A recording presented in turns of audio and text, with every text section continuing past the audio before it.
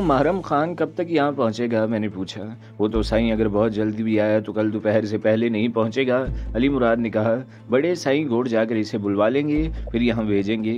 اس میں زیادہ وقت بھی لگ سکتا ہے، مگر سائیں بندوں کی ہمارے پاس کمی نہیں ہے، 6 آدمی تو اب بھی آپ کو مل جائیں گے۔ مجھے بندوں کی نہیں بلکہ محرم خان کی ضرورت ہے، بندے تو میرے پاس بھی کم نہیں ہے، میں نے کہا۔ سائیں اگر آپ برا نہ مانے تو ایک بات کہوں؟ علی مراد نے جھجکتے ہوئے پوچھا۔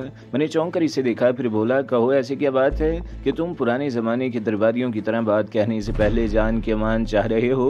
میرے چہرے پر مسکراہٹ دیکھ کر اس کا حوصلہ کچھ بلند ہوا اور وہ آہستہ سے بولا، سائیں چھوٹا منہ اور بڑی بات ہے، اگر آپ غصے پر کچھ قابو پا لیں تو اب دیکھیں نا، آپ غصے میں اتنا پاگل ہو جاتے ہیں کہ اپنے دوستوں کو بھی معاف نہیں کرتے۔ اگر ابھی کوئی حادثہ ہو جاتا تو کتنا بڑا نقصان ہوتا۔ تیمور صاحب آپ کے بہترین دوست ہیں، ہم تو سائیں کے حکم کے غلام ہیں اور ہر صورت میں آپ کا ساتھ دیتے، مگر مجھے اس واقعے پر خود بھی افسوس ہے علی مراد، میں نے افسردگی سے کہا۔ مجھے اور شرمندہ مت کرو، نہ جانے مجھے اس وقت کیا ہو گیا تھا، اگر تیمور کو کچھ ہو جاتا تو شاید میں بعد میں بھی خود بھی زندہ نہ رہ پاتا۔ تمہارے مشورے کا شکریہ، میں آئندہ کوشش کروں گا کہ اچھا اب اس موضوع کا ختم کرو۔ تیمور نے میری بات کاٹی، اور یہ سوچو کہ ہماری آئندہ پلاننگ کیا ہوگی۔ نذیر کے چہرے پر الجھن کے آثار تھے، اسے اصل بات بتائی ہی نہیں گئی تھی۔ وہ کچھ کہنے والا تھا کہ بابا سائیں کا ایک گارڈ کمرے میں داخل ہوا۔ ہاں بابا، علی مراد نے اسے پوچھا۔ یعنی تو کیسے آیا ہے؟ سائیں سامے رنگ جی ہے کرولا چکرت، پھر سبز رنگ کی ایک کرولا یعنی چکر لگا رہی ہے، اسے کہو کہ اردو میں بات کرے، تیمور نے کہا، تاکہ نذیر بھی سمجھ سکے۔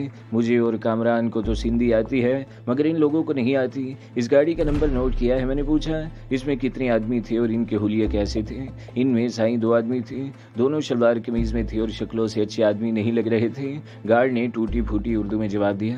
میں نے اس کا نمبر بھی لکھ لیا ہے، اس نے کاغذ کا ایک ٹکڑا میری طرف بڑھا دیا۔ نمبر کراچی کا تھا اور اسے اندازہ ہو رہا تھا کہ گاڑی اسی سال کے ماڈل کی ہے۔ کیا خیال ہے سائیں؟ علی مراد نے کہا۔ انہیں گھیرنے کی کوشش کریں؟ ابھی نہیں، میں نے پرخیال انداز میں کہا۔ تم گارڈز کو چوکنا کر دو۔ پھر میں تیمور سے بولا، تم مکان کی چھت پر چلے جاؤ اور ایسی جگہ بیٹھ جاؤ جہاں سے آس پاس کے علاقے پر نظر رکھی جا سکے۔ میرا خیال ہے کہ تمہارے پاس ٹیلیسکوپ ضرور ہوگی۔ میرے بیگ میں ٹیلیسکوپ بھی موجود ہے اور وہ سارا سامان بھی، تیمور نے اپنی جگہ سے اٹھتے ہوئے کہا۔ علی مراد، میں نے کہا، باہر سے گزرنے والوں کو بالکل اندازہ نہیں ہونا چاہیے کہ ہمیں ان کی نقل و حرکت کا علم ہو گیا ہے۔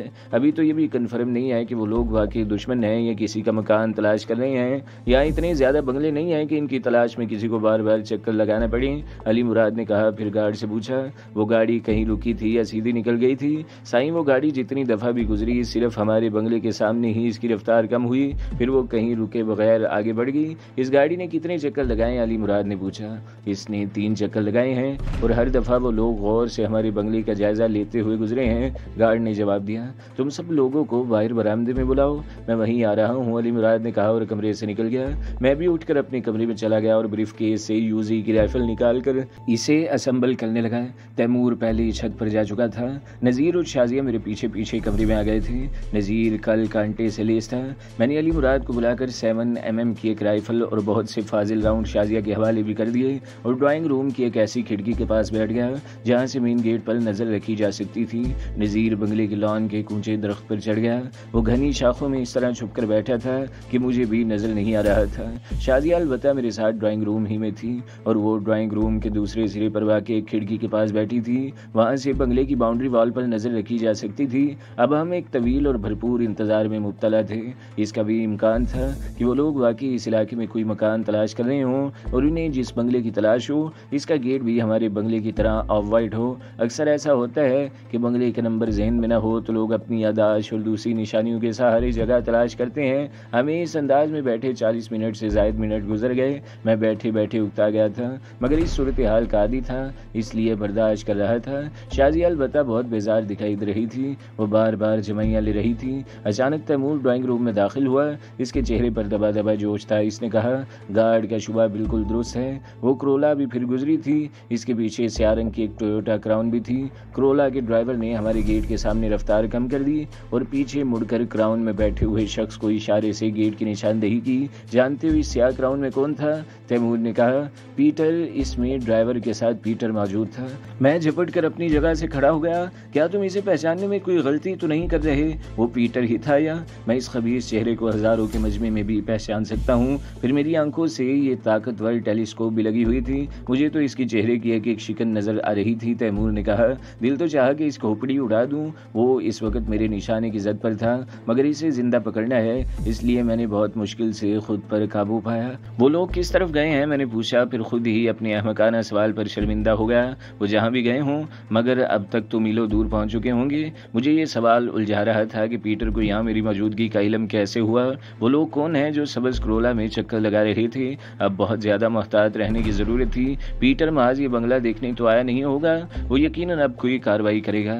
زیادہ امکان اسی بات کا تھا کہ وہ جو کچھ بھی کرے گا رات ہی کے وقت کرے گا۔ میں نے اپنے اس خیال کا اظہار تیمور سے کیا تو اس کے بجائے شازیہ بولی، یہ بھی تو ممکن ہے کہ وہ خود کچھ کرنے کے بجائے پولیس کو ہمارے پیچھے لگا دے۔ اگر کوئی امریکن سفارتکار پولیس کو اس کے بنگلے میں کسی ایسے دہشت گرد کی موجودگی کی اطلاع دے گا جو ان کی حکومت کو بھی مطلوب ہے، تو پورے کراچی کی پولیس DIG سمیت یہاں چڑھ دوڑے گی۔ وہ لوگ بابا سائی کی حیثیت کا بھی خیال نہیں کریں گے۔ شازیہ کی بات دل کو لگی تھی، وہ یہ بھی کر سکتے تھے۔ اس کا مطلب یہ تھا کہ ہم لوگوں کو فوری طور پر یہ بنگلہ چھوڑ دینا چاہیے۔ میں نے فوری طور پر فیصلہ کیا اور تیمور سے کہا، فوراً یہاں سے نکلنے کی تیاری کرو، اگر پولیس آئی بھی تو ناکام لوٹے گی۔ پیٹر نے اپنے طور پر اگر کوئی کارروائی کرنے کی کوشش کی تو علی مراد اور اس کے آدمی اسے سنبھال لیں گے۔ میں نے علی مراد کو بلا کر مختصراً اس صورتحال سے آگاہ کیا اور بابا سائی کی پجاروں میں ضروری سامان رکھ کر ہم وہاں سے نکل گئے۔ میں نے علی مراد کو بتا دیا تھا کہ ہم فوری طور پر پولٹری فارم کی طرف جا رہے ہیں۔ ڈرائیونگ سیٹ پر تیمور تھا، اس کے ساتھ میں بیٹھا تھا۔ پچھلی نشستوں پر شازیہ اور نذیر تھے۔ گاڑی کے بلائنڈ گلاس کی وجہ سے کوئی باہر سے ہمیں نہیں دیکھ سکتا تھا۔ ضیاء الدین ہاسپٹل کے راؤنڈ اباؤٹ پر پہنچتے ہی میں بری طرح چونک اٹھا۔ کچھ فاصلے پر سڑک کے کنارے سیاہ رنگ کی ایک ٹویوٹا کراؤن کھڑی تھی، اس کا ٹائر شاید پنکچر ہو گیا تھا۔ ڈرائیور ویل تبدیل کر چکا تھا اور اب پنکچر ویل اور جیک وغیرہ ڈگی میں رکھ رہا تھا۔ اس کے نزدیک سے گزرتے ہوئے تیمور بھی اس بری طرح چونکا کہ نزدیک سے گزرنے والی ایک سوزوکی پک اپ سے ٹکراتے ٹکراتے بچا۔ گاڑی کی پچھلی سیٹ پر پیٹر موجود تھا۔ تقدیر اس وقت ہم پر مہربان ہے تیمور، میں نے پرجوش لہجے میں کہا، اس حرامزادے کو یہیں دبوچ لو، اگر ایک مرتبہ یہ کسی طرح بھری پوری سڑک پر نکل گیا تو پکڑنا مشکل ہو جائے گا۔ راؤنڈ اباؤٹ کا چکر لگا کر گاڑی کی پشت پر پہنچو، میں اس کا ٹائر ناکارہ کر دوں گا۔ تیمور نے تیز رفتاری سے راؤنڈ اباؤٹ کا چکر لگایا۔ ہم ٹویوٹا کراؤن کی پشت پر پہنچے تو اس کا ڈرائیور گاڑی سٹارٹ کر چکا تھا۔ میں اس دوران ریوالور پر سائلنسر فٹ کر چکا تھا۔ کراؤن نے حرکت کی ہی تھی کہ میں نے کھڑکی سے ہاتھ نکال کر اس کے ٹائر پہ بے آواز فائر کیا۔ نزدیک سے گزرتی ہوئی ایک گاڑی کے ڈرائیور نے مجھے فائر کرتے ہوئے دیکھا تو وہ گھبراہٹ میں ایک اور گاڑی سے ٹکرا گیا۔ کراؤن کی رفتار برائے نام تھی، اس لیے ڈرائیور نے فوری ہی گاڑی روک لی۔ گاڑیاں ٹکرانے کی وجہ سے وہاں کئی اور گاڑیاں بھی رک چکی تھیں، اس لیے پیٹر کو شبہ بھی نہ ہوا کہ اس کے پیچھے آنے والی پیجیرو میں سے گاڑی پر فائر کیا گیا ہے۔ میں پھرتی سے نیچے اترا اور کراؤن کی طرف بڑھا۔ میں نے ریوالور اپنی بغل میں دبا لیا تھا۔ جیکٹ کی بغلی ہولسٹر میں اسے رکھنا مشکل تھا کیونکہ اس پر سائلنسر بھی فٹ تھا۔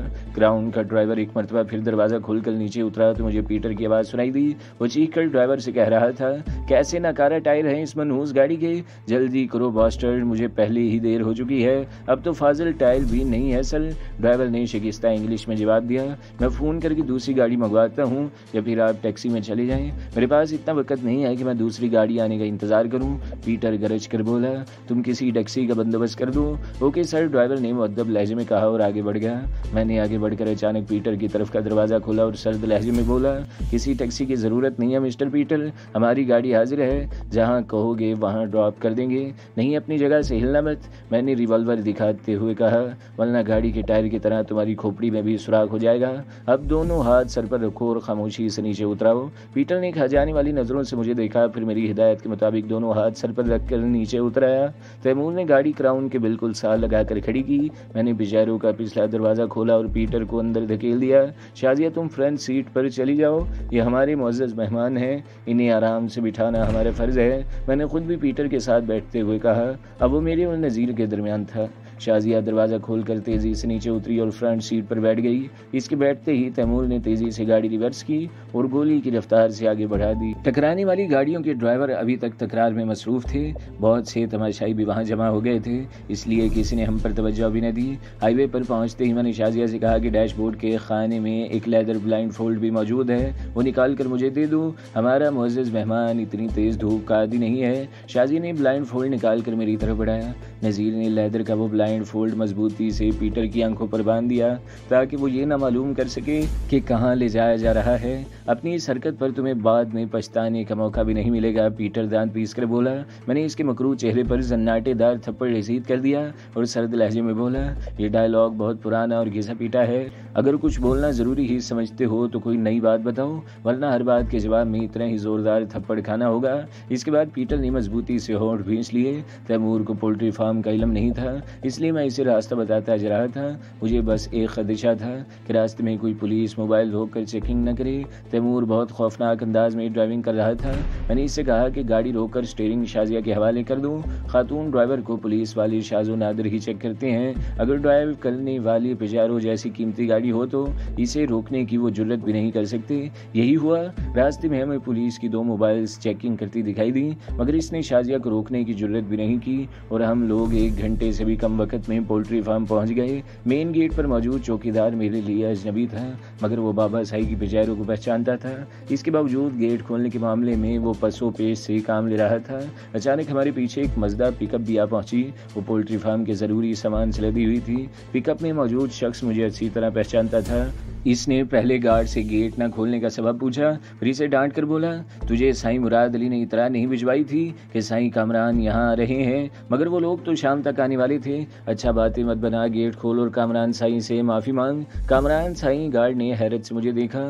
آپ سائیں کامران ہو؟ آپ نے مجھے پہلے کیوں نہیں بتایا؟ مجھے معاف کر دو سائیں، وہ گڑبڑا کر بولا اور روایت کے مطابق میرے پیر چھونا شروع کر دیے۔ میں نے نرمی سے اس کا بازو تھام لیا اور کہا، تمہاری کوئی غلطی نہیں ہے، گیٹ کھولو۔ اس نے جھپٹ کر گیٹ کھول دیا۔ میری ہدایت پر شازیہ پجارو کو لمبا چکر دے کر حکامتی حصے کی پشت پر لے گئی۔ ناصل نے عمارت کے داخلی دروازے اسی طرف رکھے تھے، سامنے کے حصے میں کام کرنے والے افراد اور مرغیوں کا شور رہتا تھا۔ اس نے عمارت کے کمروں کو ساؤنڈ پروف کرا رکھا تھا تاکہ شور سے اس کے آرام میں خلل نہ پڑے۔ عمارت کے عقبی حصے میں 1-2 خاص ملازمین کے علاوہ کسی کو آنے کی اجازت بھی نہ تھی۔ میں نے پیٹر کی ٹائی پکڑ کر گھسیٹی اور اسے کتے کی طرح باہر کھینچ لیا۔ وہ اس کے لیے ذہنی طور پر تیار نہ تھا، اس لیے منہ کے بل بجری کے فرش پر جا گرا۔ تیمور نے آگے بڑھ کر پھرتی سے اس کی تلاشی لی تو اس کی جیب سے عجیب ساخت کا ایک ریوالور اور چھوٹا سا ایک انتہائی حساس قسم کا ٹرانسمیٹر برآمد ہوا۔ میں نے ٹرانسمیٹر کی ساخت کا جائزہ لیا، وہ انتہائی جدید قسم کا آپریٹس تھا۔ اس میں چھوٹی سی ایک بیٹری فٹ تھی جو کم از کم 10 سال کے لیے کارآمد ہوتی تھی۔ ٹرانسمیٹر میں ایسی کوئی ڈیوائس نہیں تھی جس سے سمت کا اندازہ ہو سکے۔ میں نے جب محمد علی سوسائٹی والے بنگلے میں ٹرانسمیٹر لگوائے تھے تو اس سلسلے میں خاصی ریسرچ بھی کی تھی اور اس کے متعلق اچھا خاصا مطالعہ بھی کیا تھا۔ اس ٹرانسمیٹر میں لوکیشن فائنڈر رہتا ہے تو اس کا وزن کم از کم 600 گرام مزید بڑھ جاتا۔ پیٹر نے اس کی ضرورت محسوس نہیں کی ہوگی ورنہ اس میں لوکیشن فائنڈر فٹ ہو سکتا تھا۔ میں نے ٹرانسمیٹر اور ریوالور اپنی جیبوں میں ڈالے اور پیٹر کو اسی طرف گھسیٹتا ہوا عمارت کے اندرونی کمرے کی طرف لے گیا۔ وہ نہ صرف ساؤنڈ پروف تھا بلکہ اس کا دروازہ بھی اتنا مضبوط تھا کہ اگر پیٹر جیسے 4 آدمی مل کر بھی اسے توڑنے کی کوشش کرتے تو کامیاب نہ ہوتے۔ کھڑکیوں کے پردے کھینچنے کے بعد میں نے اس کی آنکھوں پر بندھی پٹی کھول دی۔ پیٹر نے الوؤں کی طرح آنکھیں گھما کر ادھر ادھر دیکھا، پھر سرد لہجے میں بولا، دیکھو کامران، اب بھی وقت ہے، مجھے چھوڑ دو ورنہ۔ میں نے اس کا جملہ مکمل ہونے سے پہلے ہی اس کے منہ پر چٹاخ سے تھپڑ مار دیا۔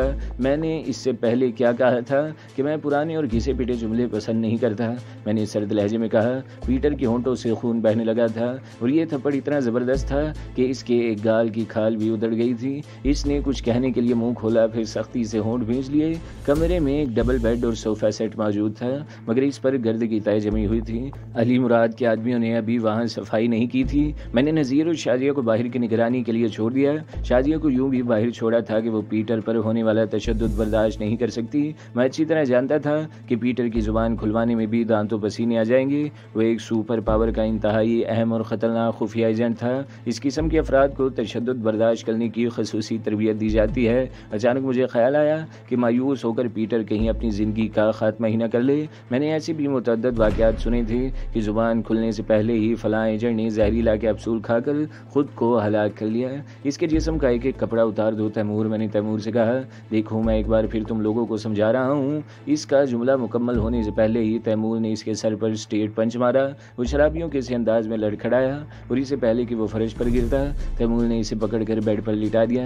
پھر ہم نے ایک مرتبہ پھر باریک بینی اور احتیاط سے اس کی تلاشی لی، مگر اس کے پاس کوئی مشتبہ چیز برآمد نہیں ہوئی۔ تیمور نے بہت ہلکا سا ہاتھ مارا تھا، اس لیے چند ہی منٹ میں اسے ہوش آ گیا، ورنہ تیمور اگر وہی پنچ بھرپور انداز میں مار دیتا تو اس کی کھوپڑی تسبوس کی طرح کھل جاتی۔ میں نے چوٹکی سے اس کے ناک دبائی اور اس نے گھبرا کر منہ کھول دیا۔ اس کا منہ بھی خالی تھا۔ مجھے خدشہ تھا کہ اس نے اپنے منہ میں کوئی ایسا کیپسول نہ چھپا رکھا ہو جسے چبا کر وہ اپنی جان دے دے۔ اسے صرف ٹراؤزر پہنا کر بیڈ کے ساتھ باندھ دو، میں نے تیمور سے کہا، اور اس طرح باندھنا کہ یہ ذرا بھی حرکت نہ کر سکے۔ تیمور کسی رسی کی تلاش میں باہر نکل گیا۔ تم خود تو پرانے اور گھسے پیٹے جملوں پر چراغ پا ہو جاتے ہو، پیٹر نے کہا، مگر خود وہی پرانے اور گھسے پیٹے طریقے استعمال کر رہے ہو۔ تم فکر مت کرو، میں نے طنزیہ انداز میں کہا، میں تمہیں اتنے جدید طریقے سے ماروں گا کہ دیکھنے والے حیرت زدہ رہ جائیں گے۔ تم کیا سمجھتے ہو تشدد کر کے میری زبان کھلوا لو گے؟ یہ خوش فہمی تمہیں کیسے ہو گئی کہ میں تم سے کچھ پوچھنا چاہتا ہوں؟ تمہارے پاس بتانے کو ہے ہی کیا؟ میں نے پورے اعتماد لہجے میں کہا، میں صرف تمہاری موت چاہتا ہوں، صرف اور صرف تمہاری موت۔ میں شفاق لہجے میں بولا۔ میرا لہجہ اتنا شفاق تھا کہ لمحے بھر کو تو پیٹر ایسے خطرناک اور گاگ ایجنٹ کا چہرہ بھی دھواں ہو گیا۔ تم میرے دشمن تو خیر ہو ہی، مگر اس سے زیادہ تشویشناک بات یہ ہے کہ تم میرے ملک کے بھی دشمن ہو۔ تمہیں زندہ چھوڑنا ایسا ہے جیسے کسی سانپ کو زندہ چھوڑنا۔ میں تمہیں ایک دم نہیں بلکہ آہستہ آہستہ سسکا سسکا کر ماروں گا۔ تمہیں گلوریا کی کوئی فکر نہیں ہے؟ اس کے لہجے میں ہلکی سی شکست خوردگی تھی۔ میں نے اپنی پورے اعتماد گفتگو سے گویا ایک پوائنٹ حاصل کر لیا تھا۔ مجھے اپنی اس فتح پر خوشی محسوس ہوئی، مگر میں نے چہرے سے اس کا اظہار نہ ہونے دیا۔ گلوریا نے میرا بہت ساتھ دیا ہے، مگر ہے تو وہ بھی امریکن۔ میں ہر امریکن سے نفرت کرتا ہوں، شدید نفرت۔ میں نے آگے بڑھ کر نہ صرف اس کے منہ پر تھپڑ مارا بلکہ تھوک بھی دیا۔ میں نے گلوریا کو محض اپنے مقاصد کے لیے استعمال کیا۔ میرا مقصد پورا ہو چکا ہے، اب وہ مرے یا جیے۔ میں نفسیاتی طور پر اسے بالکل ڈپریس کر دینا چاہتا تھا، اور میں کسی حد تک اپنے اس ارادے میں کامیاب بھی ہو گیا تھا۔ اس کا مطلب ہے کہ تمہیں گلوریا سے کوئی دلچسپی نہیں ہے؟ اس نے بے یقینی سے پوچھا۔ دلچسپی؟ میں نے طنزیہ انداز میں کہا، اس امریکن آبرو باختہ لڑکی سے مجھے کیا دلچسپی ہو سکتی ہے؟ مجھے تو کئی دن پہلے علم ہو گیا تھا کہ تم لوگوں نے اسے بھارتی ہائی کمیشن میں چھپا رکھا ہے۔ میں جب ان کے ملک میں جا کر ونود پانڈے جیسے حرام زادے کا سر کچل سکتا ہوں تو اپنے ہی ملک میں گلوریا کو آزاد کیوں نہیں کرا سکتا؟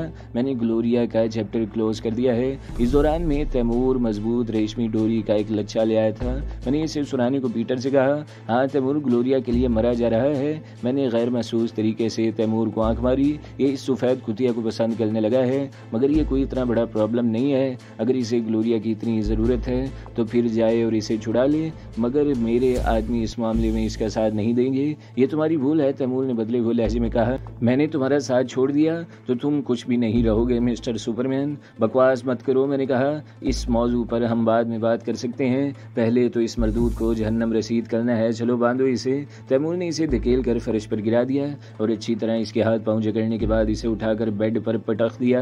پھر اس نے اسے بیڈ سے اس انداز میں باندھا کہ اس کے لیے حرکت کرنا بھی ممکن نہ رہا۔ یہ کہہ رہا تھا کہ میں زبان نہیں کھولوں گا۔